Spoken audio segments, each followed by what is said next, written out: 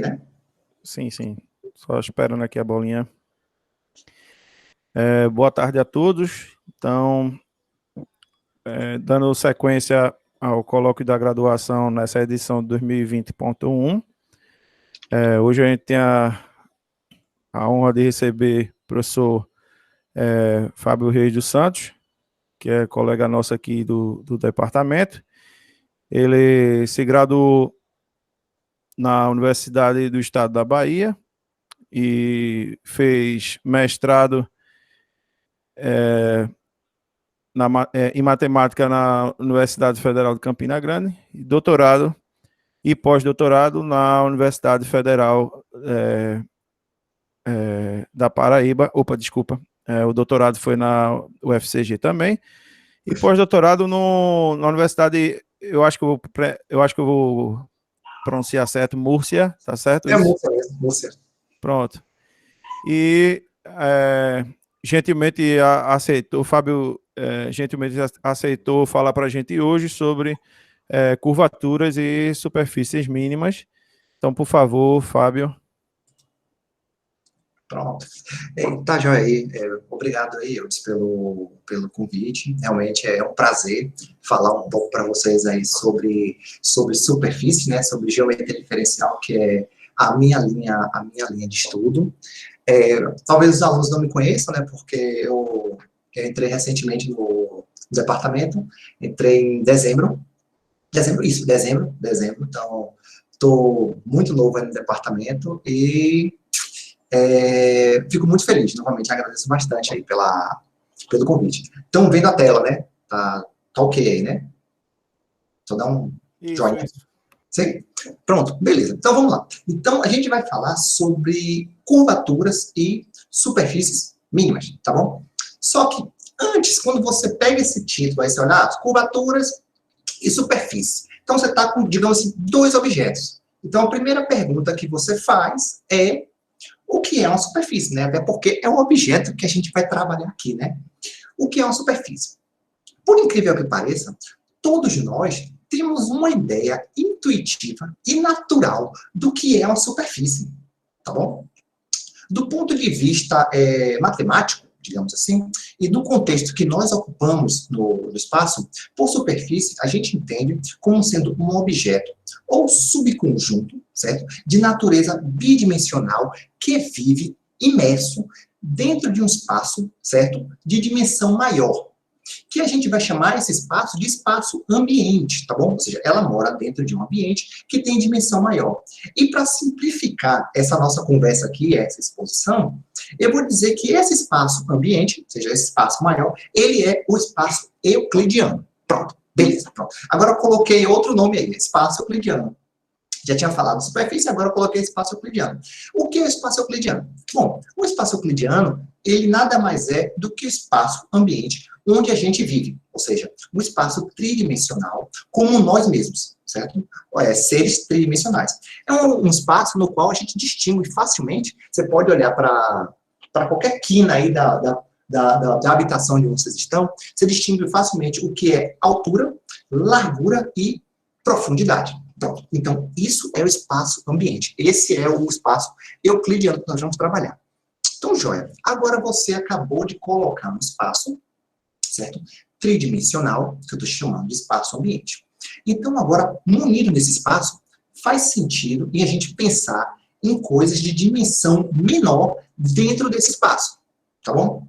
E a coisa de dimensão menor, que é mais simples dentro desse espaço, é o que nós, os matemáticos, chamamos de curva, tá bom? Que intuitivamente a gente pode descrever como sendo, por exemplo, um caminho ou uma trajetória, por exemplo, de uma mosca no espaço. Então, isso aqui é um exemplozinho aqui é um exemplo de um caminho, né? Isso aqui é um cabo de carregador de celular. Então, isso aqui seria basicamente um caminho, tá bom? Então, vamos lá. Ou seja, uma curva. Então, a curva, ela tem natureza unidimensional, tá bom? Por quê? Porque ao longo dela, só podemos caminhar em uma direção, que na verdade é exatamente a direção que é marcada pela curva, tá bom? Então, dessa forma, as curvas elas servem, por exemplo, para modelar, para modelar a trajetória de um móvel que se move livremente no espaço, por exemplo, certo? Então, isso seria uma curva. Claro, qual é a curva mais simples que a gente conhece? Qual é o exemplo mais simples? É a linha reta, tá bom? A linha reta, ele é o exemplo mais simples de curva.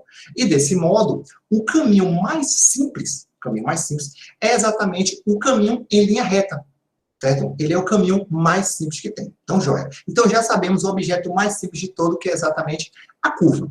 Então, agora, a curva tem dimensão 1. Lembra, o ambiente tem dimensão 3. Agora eu vou passar para um outro objeto que tem dimensão 2, tá bom? 2. Ou seja, vamos pensar agora em objetos geométricos bidimensionais, que são os objetos que a gente chama de superfície, tá bom? Ou seja, eles são subconjuntos ou objetos, digamos assim, de natureza bidimensional, joia? E uma superfície, ela tem natureza bidimensional, por quê? Porque ao longo dela, você só pode se mover em 2 dimensões, tá bom? Por quê? Porque em cima dela, todos os caminhos são restritos a curvas que estão em cima dessa superfície, tá bom? Então, dessa maneira, se a gente pensar assim intuitivamente, um suposto indivíduo bidimensional que mora em cima dessa superfície, para ele não faz sentido a terceira dimensão, tá bom? Não faz sentido para esse indivíduo, digamos, bidimensional que mora em cima da superfície. Por quê? Porque o mundo dele está limitado apenas à superfície. E aí, desse modo, ele não pode nem olhar para cima, digamos, e nem olhar para baixo. Por quê? Porque qualquer um desses movimentos que ele faz, ou de olhar para cima, ou de olhar para baixo, implica em um movimento da terceira dimensão. Ou seja, que é exatamente a dimensão que ele carece. Então, no caso, o indivíduo bidimensional, ele não pode fazer isso, ele só pode fazer isso aqui, tá bom? E ele vive exatamente nessa superfície, que é uma coisa de dimensão 2. Então, para esses indivíduos bidimensionais, a terceira dimensão soaria para eles como se fosse, por exemplo, uma ficção científica para a gente, certo? Indivíduos tridimensionais em um mundo tridimensional, a 4ª dimensão. Pronto, beleza. Isso é uma superfície. Acabei de falar o que é uma superfície. Aí, joia, então, acabei de definir mais ou menos o que é uma superfície para vocês. Então, agora vamos ver alguns exemplos que a gente vê cotidianamente, tá bom? A gente vai começar com o exemplo mais simples de superfície, que é exatamente o tampo, por exemplo, a superfície de uma mesa, que muitos de vocês aí devem estar com o computador em cima de uma mesa. Então, ou seja, esse tampo aí é exatamente um plano, que nós matemáticos chamamos de plano, né? Ou seja, a superfície de uma mesa.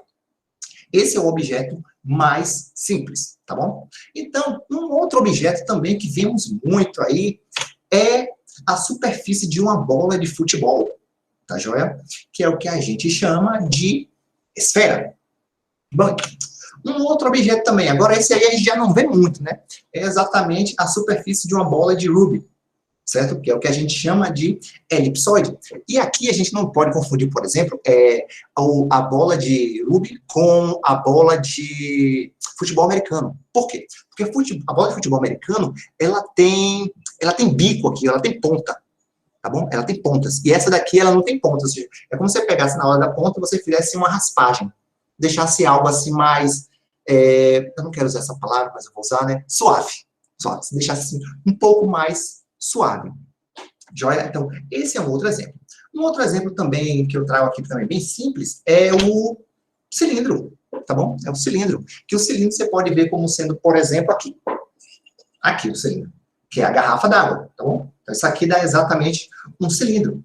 E eu aproveito esse exemplo que eu acabei de pegar aqui para fazer uma ressalva, que é exatamente o seguinte. Que a gente não deve confundir, certo?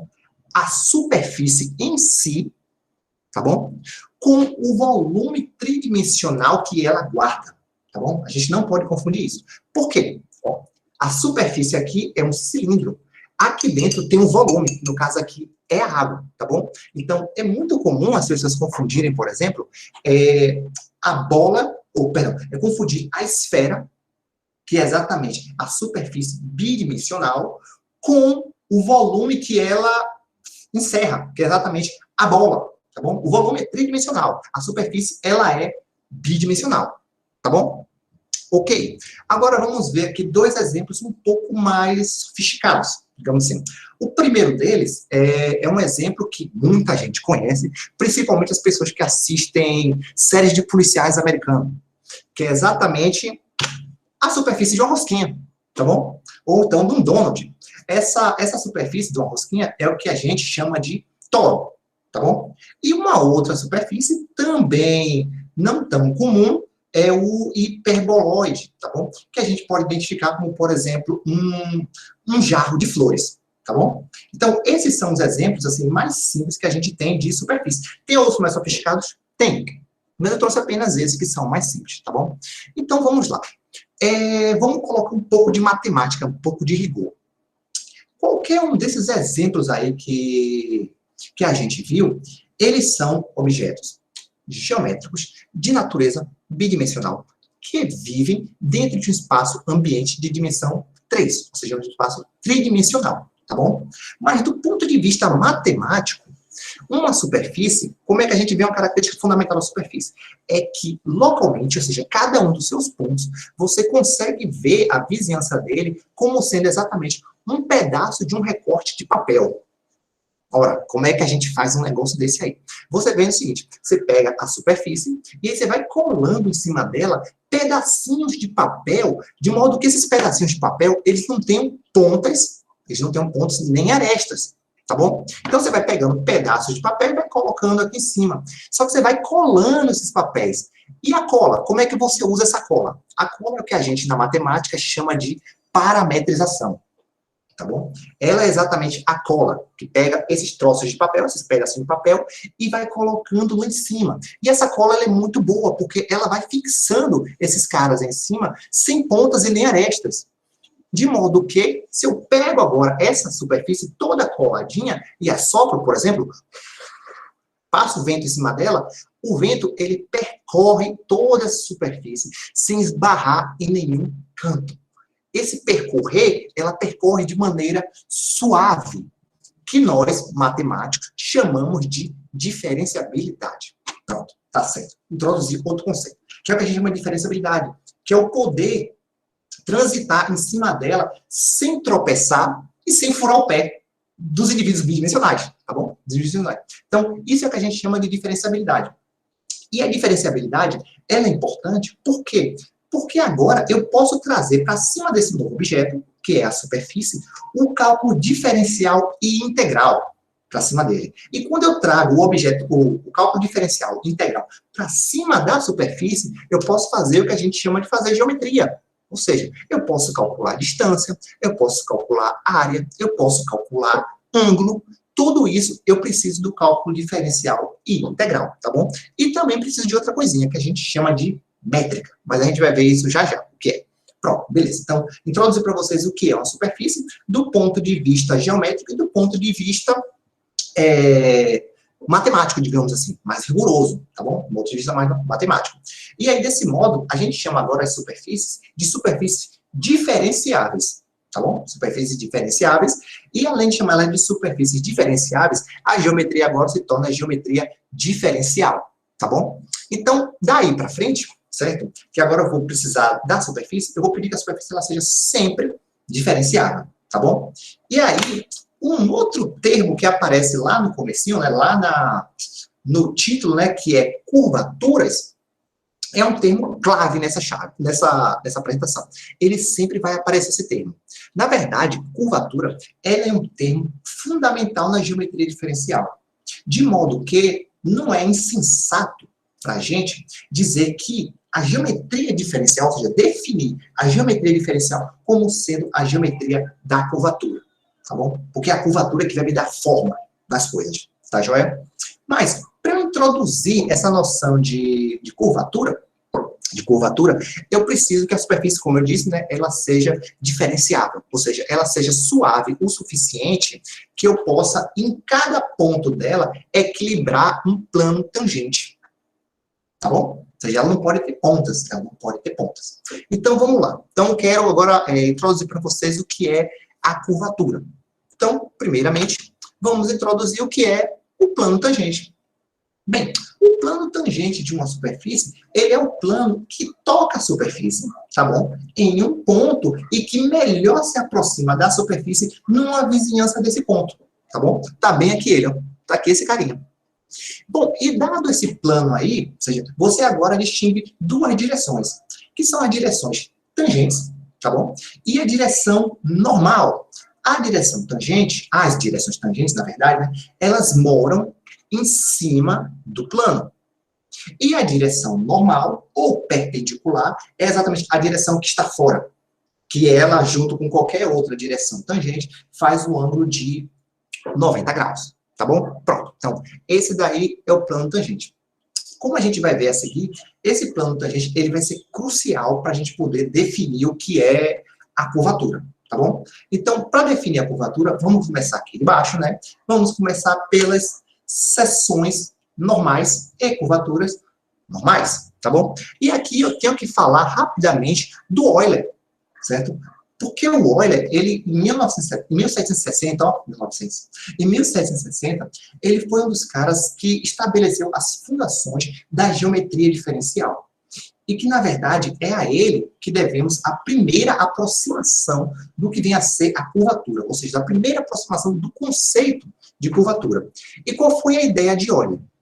A ideia de Euler foi a seguinte, é você reduzir o estudo da curvatura de uma superfície ao estudo de curvaturas de curvas que estão na superfície, tá bom? E que, de certo modo, elas têm uma certa relação, que eu vou explicar agora. A relação é a seguinte, é essa figurinha aí, ó. A coisinha em azul é a superfície, tá bom? E essas outras coisas aqui são planos. Então, como é que ele estabeleceu a curvatura? Ele pegou um ponto, fixou um ponto, e nesse ponto ele pegou uma direção tangente. A direção tangente é exatamente esse vetor aí rosa, tá bom? Pegou essa vetor tangente. Com esse ponto, com esse vetor tangente, ele considerou normal. Tá aqui o normal, considerou normal. Bem, dois vetores, a gente consegue determinar um plano. E aí ele determinou esse plano verde. Esse plano verde, ele é um plano que é perpendicular à superfície.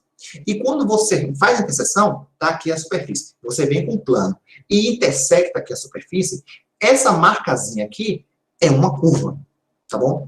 E essa curva, essa marcazinha é que ele chamou de seção normal, tá bom? Então, ou seja, isso é uma seção normal, claro, determinada pela essa direção tangente, que foi a direção que ele fixou. De modo que, se você conserva o ponto e muda a direção tangente, em vez de pegar essa rosa aqui, você pega uma outra, tá bom? Quando você faz o corte com o plano, isso vai me dar uma outra seção normal. De modo que, quando você vai mudando, você vai tendo seções normais diferentes. De fato, a família desses planos aí, desses planos perpendiculares, eles consistem em um feixe, certo? Um feixe de planos que passam pelo ponto e contém a direção normal, tá bom? A direção normal sempre está aqui, ó. O ponto está bem aqui localizado, tá bom? Digamos que isso aqui é um ponto, o ponto está bem aqui localizado. Então, quando você vai mudando as direções tangentes, você vai tendo seções normais diferentes, você vai tendo um feixe de seções normais, tá bom? Todas contêm o vetor normal e o ponto. No entanto, existem alguns exemplos, tá bom? Na verdade, são dois, que é exatamente o plano e a esfera, que esse fenômeno, ele não ocorre assim, bem de fato, tá bom? Ou seja, você não tem essa variação. Então, vamos aqui para o plano. Pega o plano aí, esse plano é o azulzinho, tá bom? Se você fixa um vetor do plano e pega o normal a ele, todo corte que você fizer, qualquer corte que você fizer, sempre vai me dar uma reta. Sempre. Independe do ponto, independe do vetor. Sempre vai me dar uma reta. Toda vida, quando você fizer esse corte aqui, essa linhazinha aqui vai ser exatamente uma reta. Deixa eu fazer aqui uma ilustração. Pronto, tá aqui. Você pegou aqui, o plano cortou. Então, esse negócio preto aqui, essa caneta preta, é exatamente a reta. Só que a reta ela não se curva. Então, como uma reta não se curva, a curvatura dela é zero. Então, em qualquer ponto do plano, qualquer seção normal tem curvatura zero, porque toda seção do plano é exatamente uma reta. Pronto, então, aí acabou, não tem mais para onde correr. Aí você vai para o outro exemplo, a esfera. Você pega a esfera bem bonitinha aqui, pega um vetor tangente à esfera e o No que você pega o vetor tangente à esfera e o normal, aí você pega o plano gerado por ele. no que você pega esse plano e você corta a esfera, você vai cortar a esfera numa coisa que a gente chama de grande círculo, certo? Um grande círculo. O grande círculo é exatamente um círculo da esfera que tem o mesmo raio da esfera. Então, se eu digo que o raio da esfera ele é igual a R, então, quando eu corto, por essa, eu formo essa seção, eu pego esse plano e corto, eu vou ter um outro círculo que também é de raio R. Só que, como a gente sabe, a curvatura de um círculo de raio R é exatamente 1 sobre R. Pronto. E aí você vê que no plano, todos são iguais e são iguais a 0. E na esfera, todos são iguais e são iguais a 1 sobre R, tá bom? Mas esse fenômeno, ele não é um fenômeno usual, tá bom? O mais normal é que quando você muda um ponto, certo? Ou você fixa um ponto e vai mudando as direções tangentes, você tenha uma família de curvas, ou seja, de seções normais, que são diferentes. Você tem acesso, para cada ponto que você fixou, você pegou de tangentes diferentes, você vai ter cortes diferentes. Esse é o mais natural que aconteça. O caso da esfera e do plano, aí são casos particulares, tá bom? São casos onde esse fenômeno ocorre. Quando você faz esse corte, dá exatamente igual, em todos os pontos. Mas o natural é que ele não seja igual, ele não se repita, tá bom? Então, desse modo, você pode definir, ou seja, a gente pode definir o que vem a ser curvatura normal, tá bom? Curvatura normal é a curvatura dessas curvas desse ponto, tá bom? Mas como você pode ter várias nesse mesmo ponto, a gente define o que vem a ser, o que vem a ser valores de mínimo e de máximo, tá bom? Como é que eu faço isso, certo? Veja que lá eu fixei o ponto e um vetor tangente, e ali eu peguei a curva que tem aquele ponto, passa por aquele ponto, com aquela direção tangente, e calculo a curvatura daquele cara ali, tá bom? Pronto, naquele ponto. É o que a gente chamou de curvatura normal, segundo aquele vetor. Beleza. Mas aí, toda vida que você fixa um ponto, você encontra duas direções que a gente diz que são direções privilegiadas, tá bom? São direções tangentes privilegiadas, que são as direções as quais a curvatura normal, ela atinge valores de mínimo e máximo, tá bom? E aí, essas direções privilegiadas, elas são direções que elas são perpendiculares entre si, tá bom? Pelo fato de elas serem perpendiculares entre si, a gente vai acabar gerando dois outros valores, que são os valores de curvatura normal máxima e valores de curvatura normal mínima, tá bom? Então, a gente denota eles por sendo K1 e K2, tá joia? Então, veja que aí são para direções, essas direções escolhidas, essas direções que a gente fala de direções privilegiadas. E aí, quando você volta lá no exemplo do plano, você sabe que todas lá são retas. Então, a curvatura da reta é 0, porque a reta não se curva. Então, o valor de mínimo é igual ao valor de máximo, que é igual a 0. Tá bom? E aí você vai na esfera. Quando você vai na esfera, a gente viu que em qualquer ponto da esfera, sempre a curvatura ela vai ser 1 sobre R. Então, o valor de máximo, ele é igual ao valor de mínimo, que ele é igual a 1 sobre R. Mas, como eu disse, isso não é algo usual. Isso não é normal, tá bom? O normal é que sejam diferentes. Por que também eu falo isso? Existe um resultadozinho que a gente prova lá em superfícies diferenciáveis, quando a gente faz o curso, até na graduação, que ele diz o seguinte: toda superfície, certo? Se ela tem pontos onde as curvaturas principais eles são iguais, então essa superfície ela tem que estar contida num plano ou tem que estar contida numa esfera. Então, ou seja, qualquer superfície que você pegar que ela tem essa característica, que a gente chama de umbilical, ela tem essa característica, então ela tem que ser ou um pedaço de um plano ou um pedaço da esfera. Pronto, aí acabou. Então aí está caracterizado. Então aí não tem mais para onde correr. Então agora vamos ver um exemplo diferente, certo? Vamos ver, por exemplo, as seções normais e as curvaturas principais de um cilindro, tá bom? O cilindro vocês já viram, né? É algo parecido com isso aqui, tá bom? Você já tem um cilindro, só que no cilindro, lembra, as direções as privilegiadas, elas são ortogonais.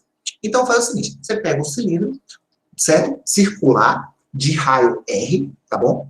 Construído sobre um círculo de raio R. E aí eu pego uma direção tangente ao cilindro. Pego essa direção tangente de modo que ela seja paralela ao eixo Z, tá bom? Se ela é paralela ao eixo Z, e eu pego o normal agora, construo o plano e faço o corte, eu vou ter exatamente essa figurinha aqui, tá bom? Então, você está com o cilindro, digamos que a base dele, ele está sobre o plano XY, tá bom? Aqui é a cota, exatamente o eixo Z, eu peguei o vetor tangente, paralelo ao eixo Z, e aí criei esse plano. Quando eu pego esse plano, que eu corto o cilindro, com o resultado, eu vou ter essa retinha aqui, pessoal. Pá, eu tenho essa retinha. Só que a gente acabou de ver que a curvatura da reta não se curva, a curvatura é zero.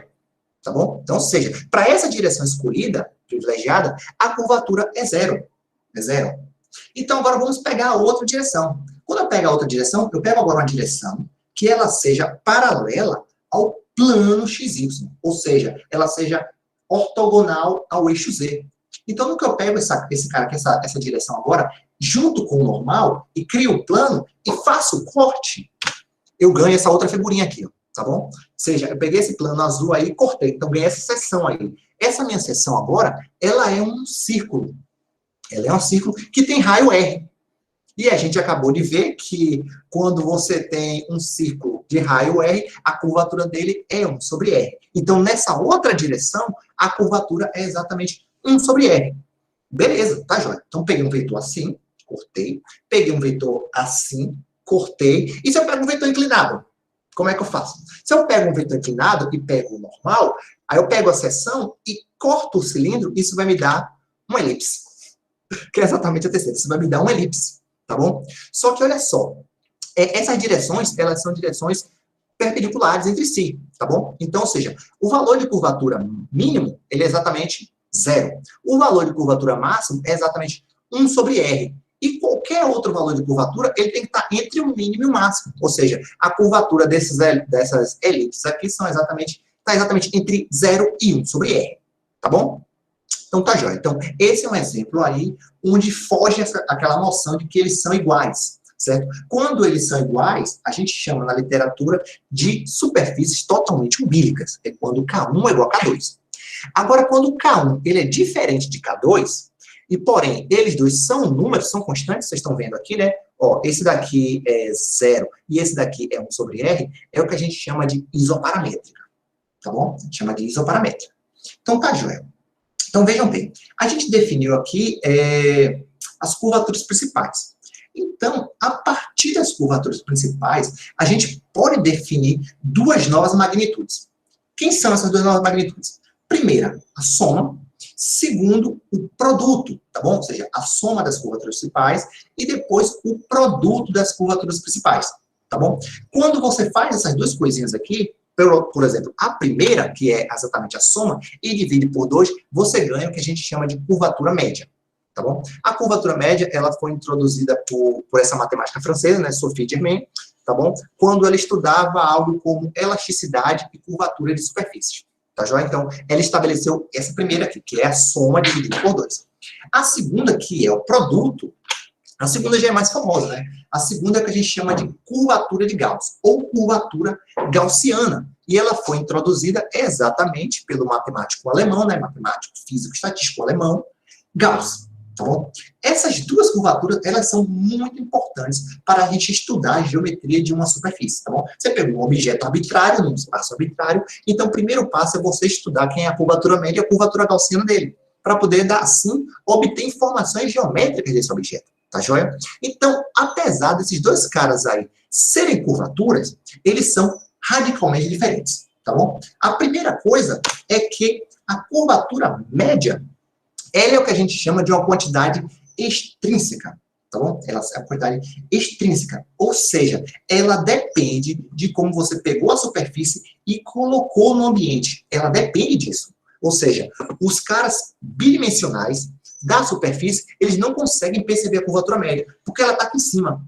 Então, eles não conseguem perceber, porque eles não podem olhar para cima. Eles só podem olhar nessas direções, para cima ele não pode. Então, ele não consegue perceber a curvatura média. Então, tudo que ele não consegue perceber, a gente chama de quantidade extrínseca, tá bom? Mas, por outro lado, a curvatura de Gauss, ela é uma quantidade intrínseca. Ou seja, ela não depende da maneira que você pegou o objeto e colocou no espaço ambiente. Ela não depende de maneira nenhuma. Ela é apenas uma quantidade intrínseca, ou seja, ela depende apenas da geometria da superfície. E o mais incrível é que quando você vai desenvolver a teoria para poder obter a curvatura gaussiana, você usa muito o espaço ambiente. Você pega todo o espaço ambiente, até porque quando você vai definir, por exemplo, essas curvaturas aqui, elas dependem do ambiente. Elas dependem do ambiente. Mas o que o Gauss provou nesse famoso teorema aí, o teorema egresso de Gauss, é que ela não depende. Ela não depende. Quando você chega lá, a curvatura gaussiana é algo intrínseco. Ou seja, é algo que os supostos indivíduos bidimensionais da superfície, eles conseguem perceber, eles conseguem, digamos assim, calcular. Ou seja, eles conseguem perceber a curvatura da onde eles estão vivendo, sem precisar sair da superfície e olhar para baixo. E ver assim, ó, realmente, ela se curva aqui. Eles não precisam. Eles realmente, em cima da superfície, eles conseguem perceber essa ação. Tá bom? E esse é o teorema egresso de Gauss. Então, nessa parte aqui acontece o seguinte, vocês já sabem o que é curvatura média e sabem o que é curvatura gaussiana. A curvatura gaussiana tem um mundo aí que, se você quiser, você pode estudar. Tem muita coisa, muita coisa.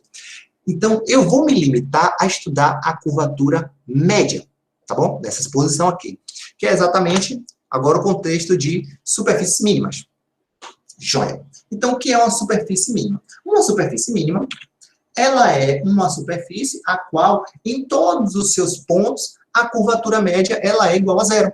Pronto. Bem simplesinho. Isso é uma superfície mínima. Tá bom. Mas para eu falar em superfície mínima, eu tenho que me remeter, por exemplo, lá a Lagrange. Tá bom? Que em 1762, ele propôs o seguinte problema. Ele fez assim, vamos pensar o seguinte. Qual é a superfície que tem a menor área entre todas as superfícies delimitadas por um bordo fixo? Por exemplo, vamos pegar essa aqui. Está aqui o meu bordo fixo. Está aqui o meu bordo fixo. Então, qual é a superfície que tem menor área entre todas que eu consigo colocar aqui dentro? Essa foi a pergunta que o Lagrange fez. Aí você vai dizer, mas agora como é que eu coloco o caso mínimo aí? Eu coloco o H igual a zero. Porque eu primeiro falei do H igual a zero, depois eu falei de minimizar a área. Pronto. O negócio é que essas duas noções, elas estão relacionadas. E isso foi mostrado exatamente pelo matemático Meusnier. Ele verificou que esse problema proposto por Lagrange, ele se reduzia ao fato de estudar superfícies que tinham curvatura média igual a zero. E aí, agora, justificou o nome de superfície mínima. Então, superfícies mínimas, elas, localmente, elas minimizam a área, tá bom? E aí, uma outra maneira que a gente também pode ver aqui, é que as superfícies mínimas, elas podem ser vistas como película de sabão, tá bom? E aqui eu tenho um experimento aqui, que eu não sei se vai funcionar, né? Acho que funcionou. Tá bem? Vocês conseguem ver aqui, que aqui tem uma películazinha aqui dentro? Tá aqui, ó, pronto.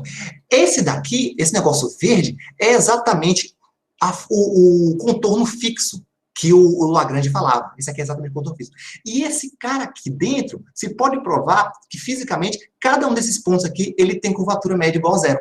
Então, essa daqui, acho que agora estourou. Essa daqui é exatamente... Opa, peraí, não funcionou. Peraí, mais uma vez. Agora foi. Pronto. Essa daqui é exatamente a superfície que tem menor área entre todas as superfícies que estão delimitadas por esse bordo. Tá bom? Então, essa daqui é uma superfície mínima. E uma leitura bem interessante sobre superfície mínima. Agora, claro, se eu assoprar aqui, como se eu assoprar aqui não vai funcionar, né? Porque essa solução que eu fiz aqui com sabão, ela não está muito boa. Mas se você assoprar aqui, aí vai me dar uma esfera, digamos. Aí essa esfera, ela não é mínima, tá bom? Ela não é mínima. A gente acabou de ver que todas as seções normais dela é exatamente 1 sobre R. Não é zero, então ela não é mínima, tá joia? Então, essa daqui, ela é mínima, tá bom? E uma boa literatura que a gente pode buscar, por exemplo, para poder estudar a relação entre superfícies mínimas e as películas de sabão, é exatamente esse livro aqui, que é A Matemática das Películas de Sabão, do professor Manfredo, tá joia? Como eu não sabia se o meu experimento ele ia funcionar, aí eu trouxe uma figurinha aqui. Eu não sabia se eu ia conseguir, de fato, aqui funcionar, fazer a película. Então, tá aqui, ó. Esses aqui são exemplos de superfícies mínimas, tá bom? Todos esses dois aqui, ó. Então, vamos fazer o seguinte, vamos fazer uma digressão aqui rapidinha de como o Lagrange, ele vislumbrou o problema. Como foi? Vamos botar um pouquinho de matemática aqui. Então, beleza. Então, você pega uma função, tá bom? De duas variáveis, definidas sobre uma região do plano. Tá bom? E aí ele considerou essa superfície aqui, ó. Essa daqui. Essa superfície é o que a gente chama de gráfico. Gráfico determinado por essa função. Tá bom? Em geometria diferencial, a gente consegue verificar que isso aqui é uma superfície regular. Tá bom? Então, beleza. Então, ele considerou isso daí. Então, através do cálculo de que ela é mínima, para essa superfície, ele se reduz nessa equação aqui em derivadas parciais. Tá bom? Que é o que eu estou chamando de equação 1. Veja que ali você tem as derivadas com respeito a x, a derivada com respeito a y, e você tem as derivadas mistas. Tá bom? E o que foi que Lagrange observou? Lagrange observou que o plano, ele satisfaz essa equação. E pronto. E não pensou mais nada. E também nem procurou outra solução. Ele apenas disse que o plano era, e realmente, se você deriva aí, faz a derivada aqui do plano e coloca aí dentro, você vê que de fato fica 0 igual a 0. Então, de fato, o plano, ele é uma solução. Só que, como eu disse, né, ele não procurou outras soluções. Na verdade, o que ele estava fazendo nesse trabalho dele aí, ele estava inserindo uma nova técnica, que é uma técnica que hoje a gente chama de cálculo das variações. E como aplicação, ele fez isso daí. Então, como ele não se interessou tanto, né, ele disse que apenas era o plano. Só que é um problema muito interessante nesse problema do Lagrange, né, que é o problema de você encontrar superfícies mínimas através daquela equação. Então, isso motivou outros matemáticos em encontrar soluções dessa equação 1 aí, tá bom? E aí começou a aparecer outras superfícies mínimas, que tá aqui, ó, tá o catenoide e a sua cópia vizinha aqui com película de sabão, tá bom? O catenoide, ele é um exemplo de superfície mínima, tá joia? E o mais engraçado é que o catenoide, né, ele foi colocado na literatura pelo Euler, ele colocou na literatura esse objeto aí em 1744, tá bom? Ele estava estudando algumas condições para minimizar o comprimento de curvas em uma superfície, tá bom? E aí, de repente, ele chegou exatamente nesse objeto aí. Ele colocou na literatura esse objeto é uma superfície de revolução, né? Você pega a curva... Esqueci o nome agora, catenária. Você pega a catenária, faz a rotação em torno do eixo Z e você obtém exatamente essa superfície. Quando ele introduziu essa superfície, ele deu o nome de Acelion, se eu não me engano, se não me falha a memória, Acelion. Só que o nome não pegou muito bem essa literatura, né? A galera gostou mais do catenoide, tá bom? Só que, olha só, ele introduziu em 1744. Ainda não tinha, ele não conhecia essa noção estabelecida pelo Lagrange, que era de superfície mínima. Ele ainda não conhecia, tá bom? Ele não conhecia. Até porque naquela época não tinha internet. Então as coisas, elas iam via carta. Quando alguém publicava, era tudo via carta. Então você não tinha tipo, você podia estar provando um teorema do lado de cá e do outro lado do mundo podia estar o outro matemático provando o mesmo teorema. Por isso que é muito comum vocês verem na literatura esses teoremas mais antigos ter exatamente dois nomes. Gauss-Bonnet, Bonnet-Mayer, você sempre tem dois nomes, porque às vezes foram provados independentemente, só que no mesmo período, tá bom? Em um lado do mundo e outro em outro lado. Então, joia, só que o Euler, ele não sabia que esse cara era mínimo. Quem verificou que esse cidadão era mínimo foi exatamente o Meusnier, que além dele verificar que o catenoide era mínimo, ele deu um outro exemplo de mínima, que foi o helicoide. Tá aqui o helicoide e tá do lado dele exatamente a película de sabão dele, tá bom? Tá aqui do lado. E esses três exemplos, eles são exemplos de superfícies no espaço euclidiano R3, que a gente chama de mergulhadas. Ou seja, elas têm uma certa propriedade topológica entre ela e a imagem dela, tá bom? Então, só existiam essas três. O plano, o catenoide e o helicoide. Só tinha essas três. Não tinha outras. Então, se conjecturou que só existiam essas três. Não tinha outra, tá bom? E aí, em 200 anos, cerca de 200 anos depois, o brasileiro Celso Costa, ele mostrou um exemplo de que existia uma outra, tá bom? Que também era mergulhada e mínima em todos os pontos e que não era as duas anteriores, tá bom? Então, realmente, ele quebrou a conjectura, mostrando um exemplo de que existia uma outra, que é exatamente essa daí, e dessa figura surgiram outros exemplos, tá bom? De superfícies mergulhadas e hoje tem mais, tá bom? Só que nesse interstício aí, ó, porque aqui é 1982, o outro era 1700 e pouco, apareceram outras figuras, ou seja, apareceram outras superfícies que também são mínimas, tá bom? Então, tem essa daqui, por exemplo, que é a superfície de Napier, ela também, tô vendo aqui a superfície de Costa, de vermelho, valeu. Aí apareceu essa outra aqui, ó, que é a de Napier, tá bom? A de Napier também é algo interessante. Por quê?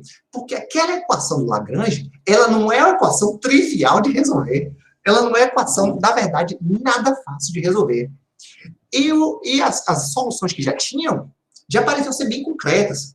Então, o Napier, exatamente, em um lado do mundo, e o Weierstrass, em outro lado, desenvolveram uma fórmula, a qual hoje a gente chama de fórmula de representação de Weierstrass e Napier.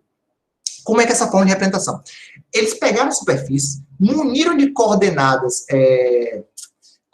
complexas, e aí traduziram uma nova fórmula, tá bom? E essa fórmula, o Napier, como resultado, ele obteve que essa superfície era uma solução de lá e ela, consequentemente, era mínima, tá bom? Então, joia. Então, esse foi um outro exemplo, 1864. Mas entre 1760 e 1864, tem um exemplo em particular que eu até gosto muito dele, que é a superfície de Scherk. Tá bom? Por que eu gosto muito da superfície de Scherk? Porque o que foi que ele fez? O Scherk ele fez exatamente o que nós matemáticos fazemos muito. A solução já está estabelecida para aquela condição. Então, o que a gente vai? A gente vai atrás de outras maneiras de resolver aquela equação. Aí ele viu que o Lagrange resolveu daquela maneira, atacando diretamente o problema. Só que atacar diretamente o problema não é uma coisa fácil. Então, o que ele fez? Ele se propôs a encontrar soluções daquela equação, agora dessa forma aqui, ó, como sendo a soma, certo? De duas funções diferenciáveis, duas funções reais diferenciáveis, tá bom? Pronto. Ele se propôs a encontrar isso daí. Aí, beleza, ele queria usar exatamente a equação 1, ou seja, a equação de Lagrange. Então, para usar a equação de Lagrange, eu preciso aqui derivar. Então, eu vou derivar em relação a x duas vezes, vou derivar em relação a y duas vezes, também vou derivar em relação a xy uma vez só, e vou fazer a derivada mista. Pronto. Então, quando eu faço todas essas contas aí, todas essas derivadas, e coloco lá na equação 1, eu fico com essa expressão aqui. Pronto. Então, essa daqui agora é a equação das mínimas, agora para esse estilo aí do Scherk, tá bom? É isso aí. Então, ótimo. Então, se você reescreve essa equação, você consegue reescrever ela dessa maneira.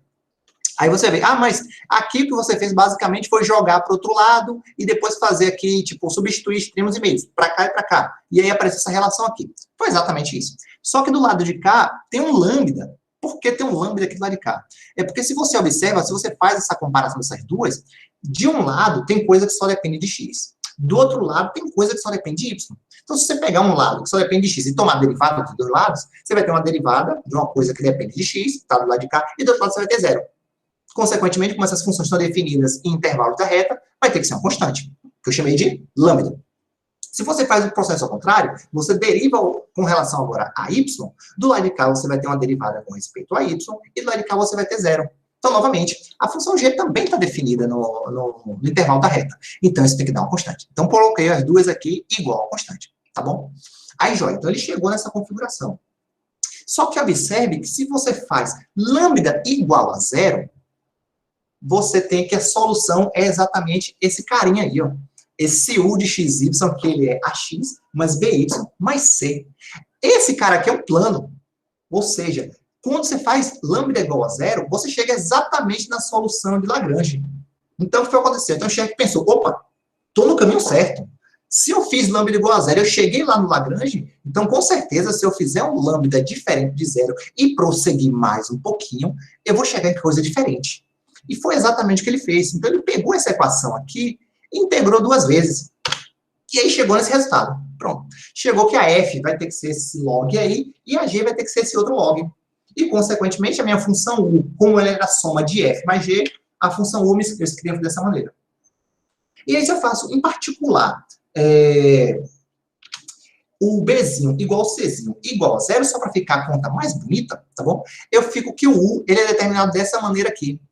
Só que veja que tem uma restrição forte. Eu preciso que esse quociente que ele seja positivo, que é para o log fazer sentido, tá bom? Então, se eu me prender apenas nisso daqui, eu ganho essa parametrização daí. Então, essa é uma parametrização da superfície de Scherk. E quem é a superfície de Scherk? Tá bem aqui, a superfície de Scherk. Veja que aqui você tem uns buraquinhos, ó. Aqui tem um buraco, aqui tem um buraco, e aqui tem outro buraco. Por quê? Exatamente porque você não pega todos os x e y do plano. Você não pega todos, você só pega apenas aqueles em que esse quociente aqui, ele é positivo. Pronto. Então, você tem exatamente isso. Então, essa é a superfície de Scherk.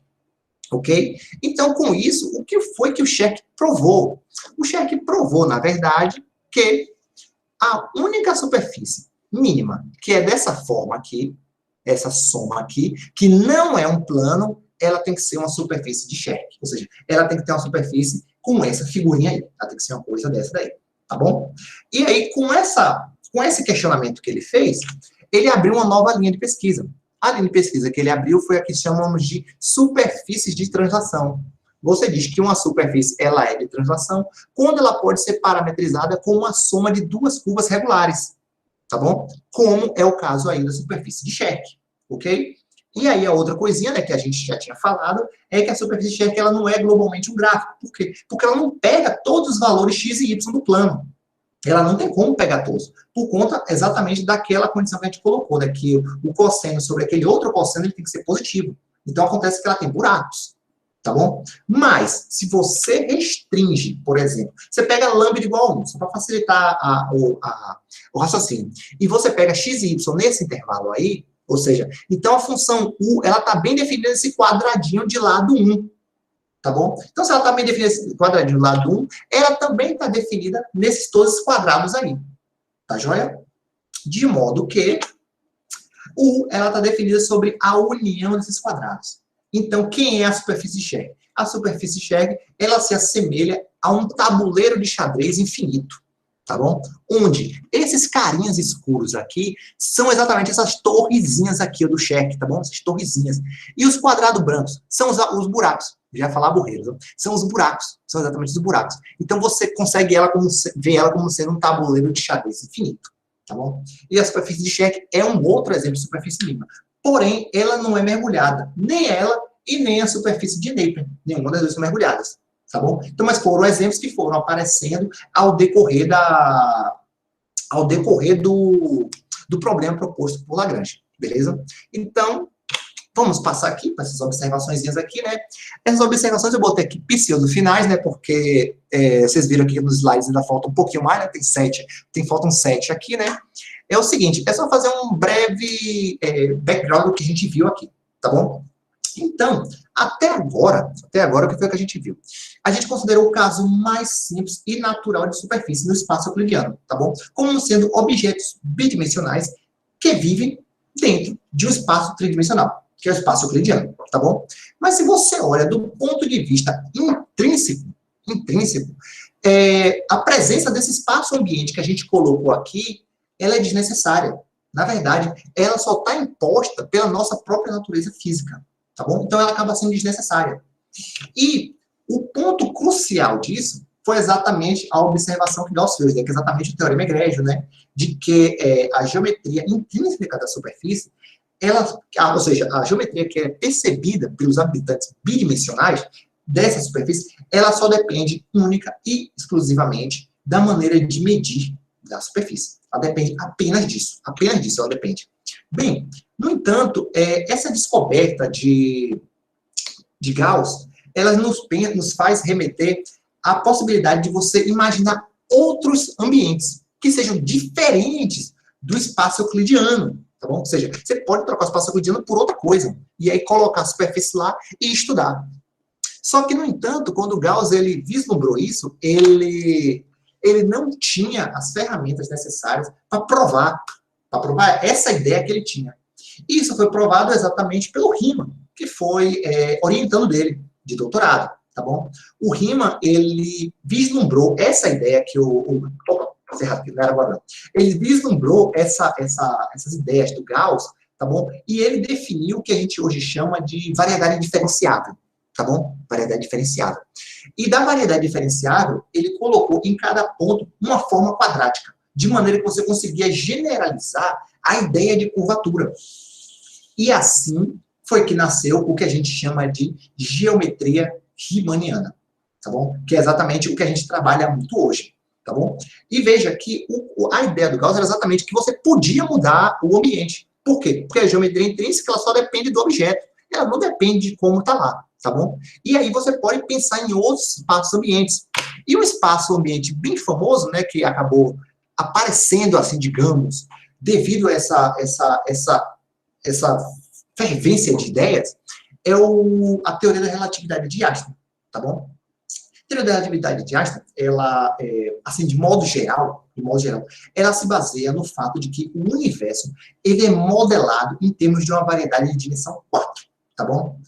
Chamado espaço-tempo, que a gente chama de espaço-tempo, beleza? Nesse espaço-tempo, você tem exatamente 4 direções, certo? Dessas 4 direções, 3 delas é o que a gente chama de direções espaciais, tá bom? Espaciais. E a outra direção é a que a gente chama de direção temporal, tá bom? Essas 3 direções, elas interagem entre elas por meio de uma nova métrica, que é a métrica que foi introduzida exatamente pelo professor do Einstein em 1910, uma métrica lorentziana, tá joia? E agora, sob essa perspectiva, o espaço-tempo, ou seja, a curvatura do espaço-tempo, ela pode ser interpretada em termos da gravidade, tá bom? E as equações que descrevem a relação entre a gravidade e a curvatura é o que a gente chama de equações de campo, de Einstein, tá bom? Então, ou seja, você pode pensar em outros ambientes, tá bom? E motivado por essa última observação aí, que é exatamente o espaço-tempo, eu vou apresentar para vocês um outro ambiente, que é exatamente o título aí. Então, esse outro ambiente que eu quero apresentar para vocês é um ambiente que a gente chama de espaço de Lorenz-Minkowski, tá bom? Ele é o espaço-tempo mais simples, e é ele que modela a teoria da relatividade, tá bom? Então, para ficar melhor o entendimento aqui, eu vou considerar ele em dimensão 3, tá bom? E eu vou denotar ele por L3. Então, quem é esse L3? Esse L3, ele nada mais é do que o espaço euclidiano tridimensional que a gente conhece, tá bom? Que é o espaço que a gente vive aqui, só que munida com a outra maneira de medir. A minha outra maneira de medir é exatamente essa daqui, ó. Veja que aqui ele tem um menos no final. Ele tem um menos no final. A maneira natural, como a gente faz, né, que é o produto interno usual, ele é mais. Aqui os dois são mais, isso é soma de quadrados. Aqui apareceu esse menos, tá bom? E aí, nesse espaço aqui agora, você tem o seguinte, que as direções, as coordenadas são espaciais, são as coordenadas x e y, que digamos sendo o plano x e y. A coordenada z, ela é a coordenada temporal, e agora, com essa maneira de medir, você tem algumas possibilidades de vetores, que é exatamente o seguinte, se você pega um vetor nesse espaço aí, se esse vetor ele tem comprimento positivo ou ele é zero, a gente diz que esse vetor ele é espacial. Se o vetor ele tem comprimento nulo, e é diferente de zero, é o que a gente diz que o vetor ele é luminoso, tá bom? E a terceira condição é que se ele tem comprimento negativo, a gente diz que o vetor ele é temporal, tá bom? E aí, esses 3 vetores você pode ver exatamente nessa figurinha aqui, que é o cone de luz. Os caras que são tangentes ao cone, que moram aqui, ó, tangentes aqui, é o que a gente chama de vetores luminosos, tá bom? E os temporais? Os temporais, eles moram dentro do cone. Os temporais, eles moram aqui dentro. E os espaciais, eles moram aqui fora, tá bom? Os espaciais, eles moram todos aqui fora. Então, esse cara aqui é o que a gente chama de cone de luz. Então, agora, vou dar a vocês alguns exemplos de objetos lá dentro, tá bom? O primeiro exemplo deles é o que a gente chama de superfície espacial, porque como você está aí agora, como você tem direções espaciais, luminosas e temporais, então você vai ter objetos temporais, espaciais e luminosos, tá bom? Então, vou dar exemplo de objetos aqui espaciais. Bom, quando ele é espacial, a característica principal dele é que o normal a ele, ele tenha comprimento negativo, tá bom? Como o normal ele é unitário, então ele tem comprimento -1. Exatamente, -1, tá bom? E um exemplo de um cara que tem isso é exatamente esse plano hiperbólico, tá bom? Você pega essa componente futura do plano hiperbólico. Esse cara aí, ele é uma superfície espacial, porque o normal dele em todos os pontos é temporal, tá bom? E eu digo aqui futura é porque ele tá aqui, ó. Ele tá nessa componente aqui, ó. Tá bom? Na componente do cone futuro, tá bom? Então, beleza. Então, o outro exemplo é o que a gente chama de esfera lorentziana, tá bom? Você pode ver como sendo esse hiperboloide. Ele é o espaço de De Sitter, ou seja, ele é o conjunto dos vetores do espaço de Lorenz-Minkowski que tem comprimento igual a 1, tá bom? Que tem comprimento igual a 1. Então, ele é dado por essa fórmula aqui, né? Que é exatamente, se a gente vê na geometria euclidiana, é o que seria um hiperboloide, tá bom? De 2 folhas. É o que seria exatamente isso. E aí, joia. E aí, agora, toda a geometria que você fez No caso euclidiano, curvatura média, curvatura gaussiana, direções principais, curvaturas principais, tudo isso você consegue refazer nesse contexto, tá bom? E aqui tem uma nuance, que é exatamente o seguinte. Lá, a gente dizia que a curvatura média ser igual a zero era equivalente a você dizer que ele minimizava a área, tá bom? Só que agora, nesse contexto, ele não vai minimizar, ele vai maximizar a área, tá bom? Então, eu digo aqui agora que uma superfície espacial, ela é máxima se a curvatura dela, a curvatura média dela é igual a zero em todos os pontos. Você vê que é um contraste, né? Na outra, era mínima. E agora, ela é máxima, tá bom? Então, introduzindo isso daqui, eu vou falar rapidamente de um resultado que eu obtive na época do pós-doutorado, tá bom? Em colaboração com o professor Alias e com a turca Handan. Claro, esse resultado ainda está faltando terminar, né? Porque é um teorema muito grande. Esse resultado aqui, a gente diz o seguinte, por isso que eu até falei no início, falei, não, a superfície aqui é uma das que eu mais gosto. É porque aqui é um resultado que a gente obtém uma superfície do tipo Scherk, tá bom? Só que agora você está em outro espaço. Você está pegando agora uma superfície, tá bom? De translação, ou seja, ela é dada com uma soma de duas curvas, tá bom? Regulares e não degeneradas. E aí você disse que ela é máxima, ou seja, a curvatura média dela é igual a zero, somente se ela ou é um pedaço de um plano, ou ela é uma superfície de Scherk desse tipo aqui. Ó. Veja que aqui agora aparece o cosseno hiperbólico.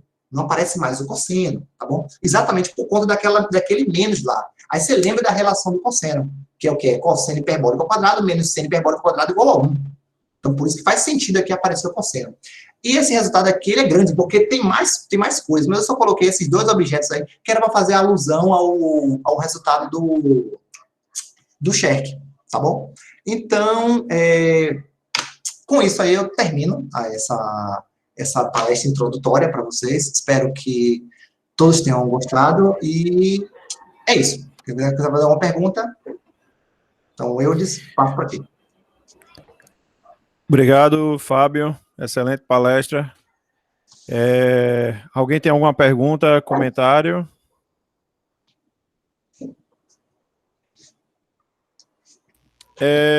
Eu tenho, desculpem. Certo. Então, por favor, Nicolás. Fábio, uma pergunta de alguém que tem pouco conhecimento sobre o assunto. Quando você falava superfície mínima, no caso tradicional, você sempre falava como se fosse única. Dá para provar que é única ou isso é apenas uma figura de linguagem? Única como? Assim, quando você apresentou o problema, você falava de uma curva que seria sim. a borda. Então, a física, pelo menos, não sei, quer dizer, essa é minha dúvida, se só por considerações físicas já daria para concluir a unicidade ou se pode ser provado matematicamente. Na verdade, existe um problema chamado problema de Platô, que ele, se eu não me engano, o problema dele é o seguinte, era encontrar a curva que delimitava a superfície de menor área, tá bom? Então, esse problema, ele foi proposto, acho que em 1800 e alguma coisa. 1800 e alguma coisa. E ele só foi provado, acho que agora, antes de 1950. Foi provado até de forma independente, por um americano, e o outro eu não lembro o que foi. Eu sei que eles até ganharam a medalha Fields. Mas aí foi o seguinte, como a gente resolveu esse problema? Esse problema, tipo, você teria que fixar, você teria que encontrar a figura, e daí você encontrar quem era a curva que delimitava essa superfície. Tá bom? E eles provaram esse resultado para o caso em que a curva, ela era uma curva simples, ou seja, ela é injetora. Ela é injetora. Então, o problema que está falando agora, vamos ver agora se eu trago ele para cá. O problema que está falando é que se eu fixar do bordo, eu tenho uma única ali, tá bom? Que minimiza a área, sim. Que minimiza a área, você vai ter que ter exatamente única. Exatamente porque ela vai ter solução daquela equação, né? Certo. Obrigado, Fábio. Sim. Obrigado. Alguém mais tem algum comentário, pergunta?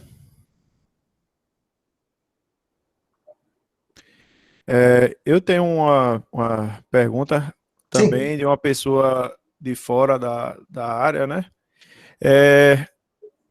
Naturalmente, esse tipo de separações, você está procurando uma certa facilidade na hora de lidar com com as equações, né? Essas separações que faz f de x mais, sei lá, g de y. Aí fiquei curioso sobre outros tipos de separação que possam ser tentadas para tentar dar uma, sei lá, se você já viu outros tipos de separação dessa forma. Eu já vi, tem um até que eu até conheci ele, é o Rafael Lopes, ele é um professor da Universidade de Granada. Ele tentou explorar esse resultado aí, agora da forma de pegar f de x mais g de x, pegar f de x vezes g de x. Isso. Ele tentou explorar essa linha, e aí ele também obteve alguns resultados. Agora, claro, a conta ali é muito complicada, porque agora você botou um produto, né? As derivadas vão se amarrando uma na outra, né? Isso, exatamente. Aí... Ele até fez um trabalho explicando a técnica. Métodos de solução de equação quando for esse tipo aqui, ó. Pá. Porque realmente não é algo trivial. Não é algo trivial. Agora, a sacada do Scherk, ela foi interessante. Porque todo mundo, quando atacava o problema, atacava de frente. Não, quero obter solução disso aqui, ó. E atacava de frente. Então, ele procurou uma solução que a gente chama de solução tangente, né? Ele procurou uma saída lateral. Então, ele definiu como sendo a soma, e aí obteve. Aí, só dando um adendo aí na tua pergunta, é o seguinte, é porque a soma, ela faz bem sentido quando você está no espaço euclidiano.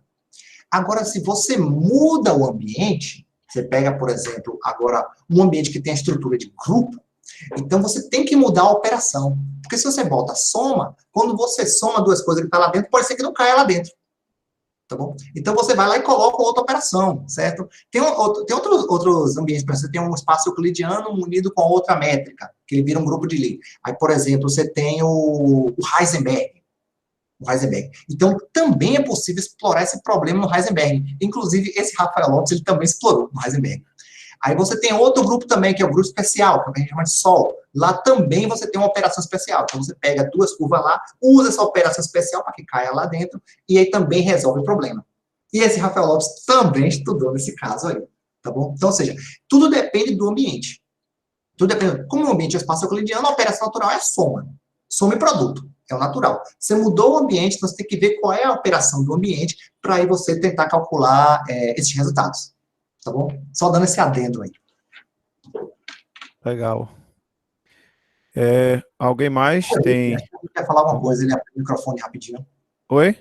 Acho que o Henrique. Ele abriu o microfone rapidinho e depois fechou. Eu tinha... Tá ouvindo? Eu tinha aberto o microfone. Não, era só se você soubesse e pudesse falar aí, para assim, curiosidade sobre as condições na curvatura média que aparecem naturalmente na teoria da relatividade geral. Isso aí tu me pegou. Aí não... Porque é um objeto importante. Né?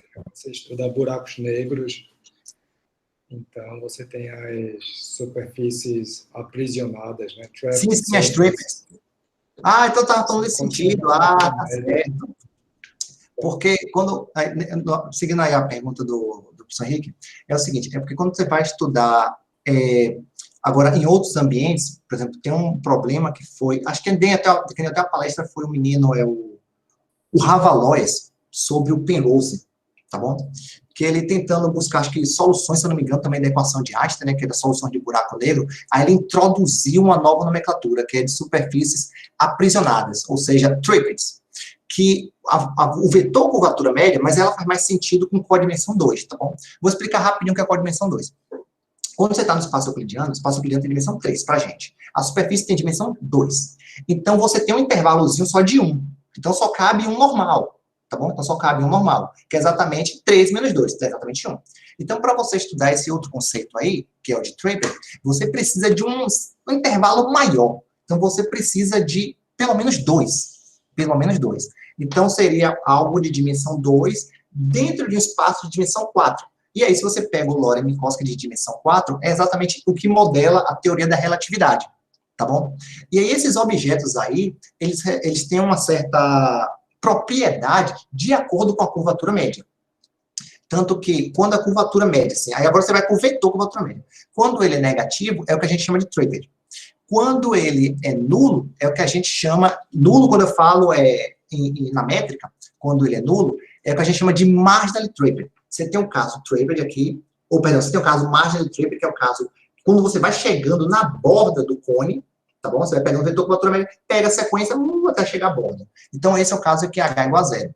E você tem um caso que é, eu não lembro como é na nomenclatura, não sei se é não trapered, é untrapered, não lembro como é o caso da literatura, que é quando o vetor curvatura média, no caso, ele é positivo, ou seja, quando você faz o produto interno deles dois, dá positivo definido. Então, o que eu sei basicamente, que é exatamente até o que eu estudei, é só essa configuração. Assim, uma configuração física assim, mais aprofundada, eu vou ficar te devendo, Henrique. Eu vou ficar te devendo. Não, tranquilo. Era só para, assim, deixar, só para talvez atiçar a curiosidade, né, dos estudantes aí que estão assistindo, né, que esses são conceitos que têm uma relevância muito grande aí na teoria de buracos negros, né, que é uma teoria que, digamos, atualmente é um dos maiores hot topics em física, né? Então, vai estar havendo muito investimento em pesquisa sobre, tanto observacional como teórica mesmo, né, sobre buracos negros. E a matemática por trás é essa, né, que o Fábio Reis mencionou, a geometria lorentziana. Né? Você tem uma variedade, um espaço-tempo, né, na linguagem matemática é uma variedade de dimensão 4 munido de um tensor métrico que tem aquele tipo de assinatura, né, chamado de Lorentz-Minkowski. Certo? Então, caso o espaço Lorentz-Minkowski, né, que seria o R4 com o produto interno canônico do Lorentz-Minkowski, né, ele seria um modelo da relatividade especial, né, porque aí você não tem curvatura, né, ou seja, você seria o universo na ausência de uma massa grande, né, então você não tem distorções, então o espaço modela o Lorentz-Minkowski. Mas se você coloca uma estrela, por exemplo, o Sol, né, você gera a massa do Sol vai criar gravidade, né? Então a teoria da gravidade, ela é, né, matematicamente é uma teoria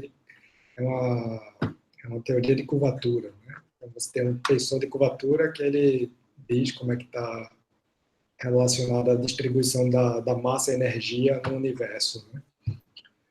Então é isso. E aí esses conceitos, né, essas noções de curvatura média e etc., eles desempenham um papel bem importante, né? No estudo, por exemplo, do horizonte de eventos de um buraco negro. Um buraco negro nada mais é do que uma solução particular das equações de Einstein. Mas era isso, assim, era só para talvez atiçar a curiosidade das pessoas, né? Sim, sim, legal. Bacana o teu comentário. E aí fica... Aí já vendeu o peixe aí para os alunos. Os alunos aí de iniciação científica, né? Quiser, tá aí, Fábio acabou de chegar, mas já com muito gás. E agradeço aí pela pronta